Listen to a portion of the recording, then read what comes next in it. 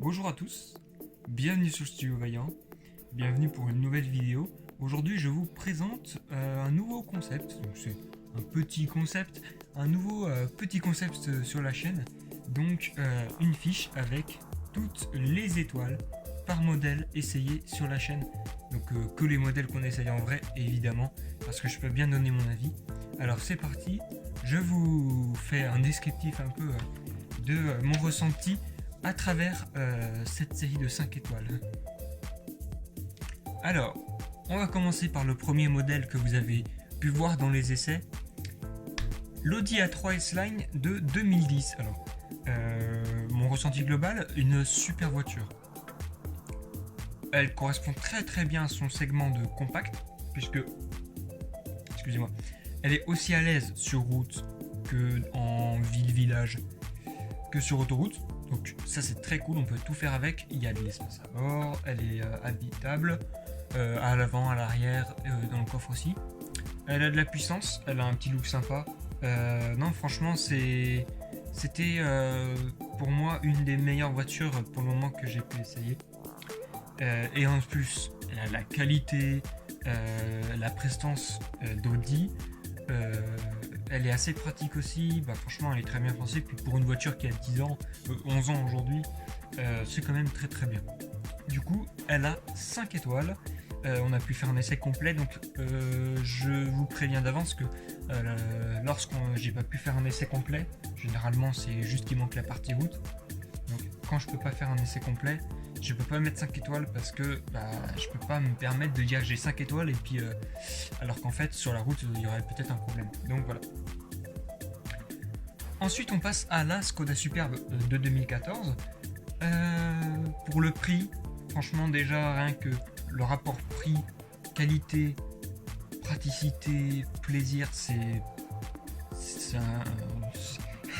n'y a pas trop de mots parce que dedans on a le confort d'une grande berline, pas de luxe parce que comment dire, la berline de luxe elle développe plein de gadgets qui font que c'est une berline de luxe qu'on n'a pas sur cette version qui n'est qu'une Skoda Superbe, mais une Skoda Superbe franchement niveau place, niveau look, niveau même la puissance, tout est au rendez-vous.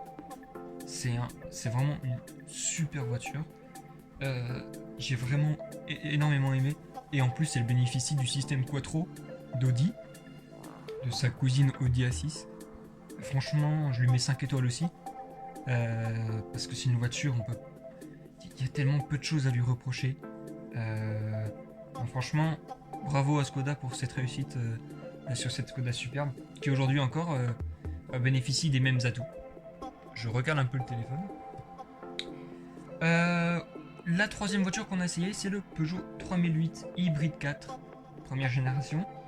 Alors, c'est franchement, en termes de technologie, hybride diesel impeccable, parce que au moins on peut faire de la route, c'est un diesel, donc pour les grandes distances c'est très pratique, et dans les villages et dans les villes on peut rouler 100% électrique, et il n'y a même pas besoin de le recharger, donc en fait, au final, vous ne posez même pas la question de votre autonomie en électrique. Évidemment ça varie selon votre utilisation, parce qu'une batterie ça se décharge quand même, mais elle se recharge en route, donc au final vous n'avez pas besoin de la brancher, d'attendre bon, peut-être pas des heures, mais bref, vous n'avez pas besoin d'attendre longtemps avant de repartir si par exemple vous êtes en centre-ville et que vous pouvez pas pénétrer dans une zone, par exemple si vous roulez qu'en diesel. Mais l'hybride diesel c'est super parce que pour les longs trajets, franchement, voilà, le diesel fait son boulot. À côté de ça, on a quand même une puissance de 200 chevaux.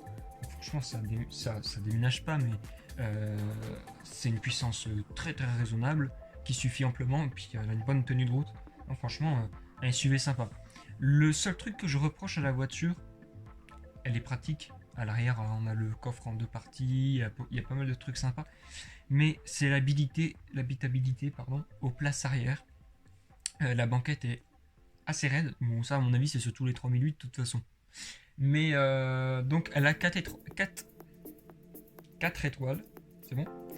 Elle a 4 étoiles parce que il lui manque quand même, elle pourrait faire un peu mieux.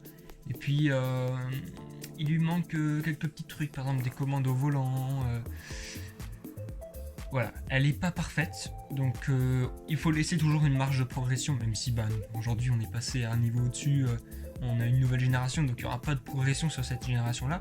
Mais voilà, elle a pas 5 étoiles parce qu'elle mérite pas entre guillemets les 5 étoiles. C'est une bonne voiture, mais voilà, 4 étoiles c'est quand même mention bien. Donc voilà, c'est pas mal. On a essayé ensuite un Fiat Scudo de 2010. Pareil, je vous le dis maintenant, 4 étoiles. Parce que c'est une très bonne voiture. Elle fait vraiment son boulot. Mais il lui manque un petit peu. Il lui manque un petit peu le côté confort et familial qu'on attend d'une version panorama sur un Scudo, qui est la version familiale. On a 8 places et tout ça, ça n'a aucun problème. C'est 8 vraies places, aucun souci. On peut mettre 8 adultes, aucun souci.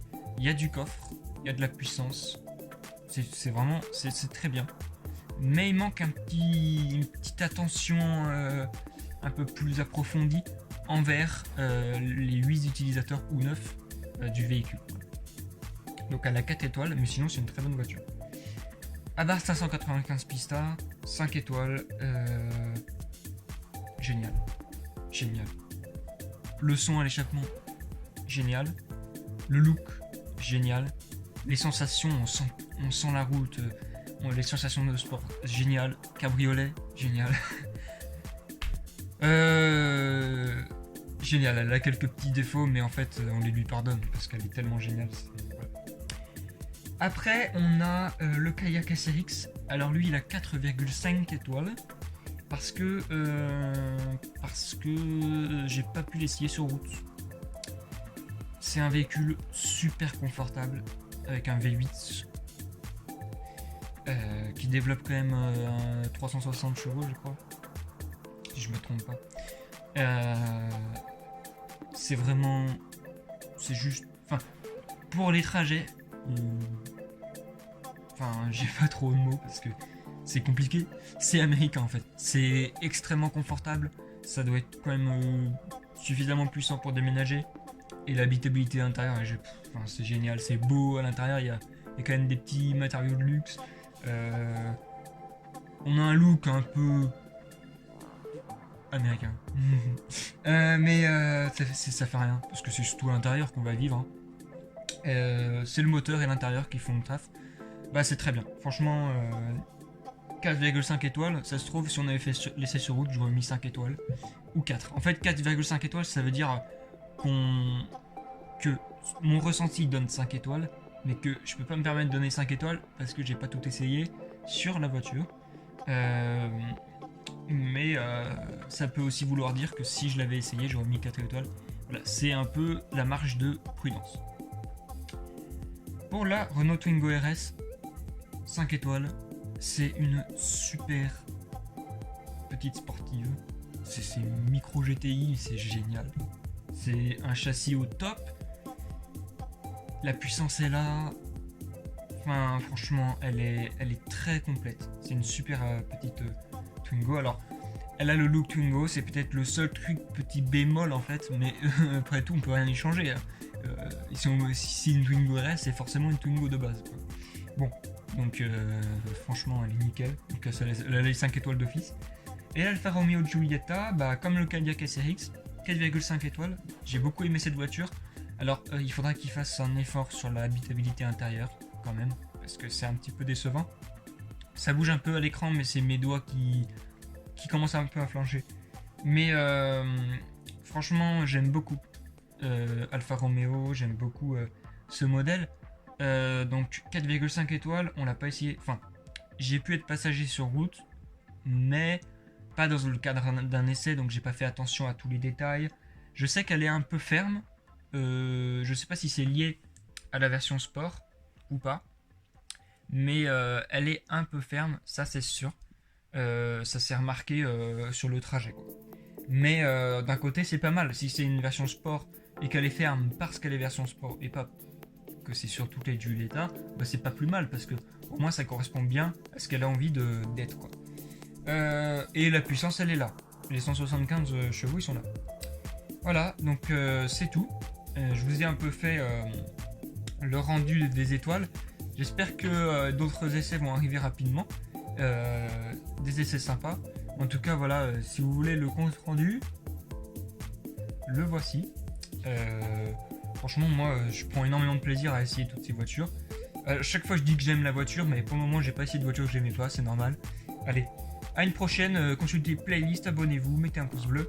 Et puis, à très bientôt pour une nouvelle vidéo. Allez, ciao.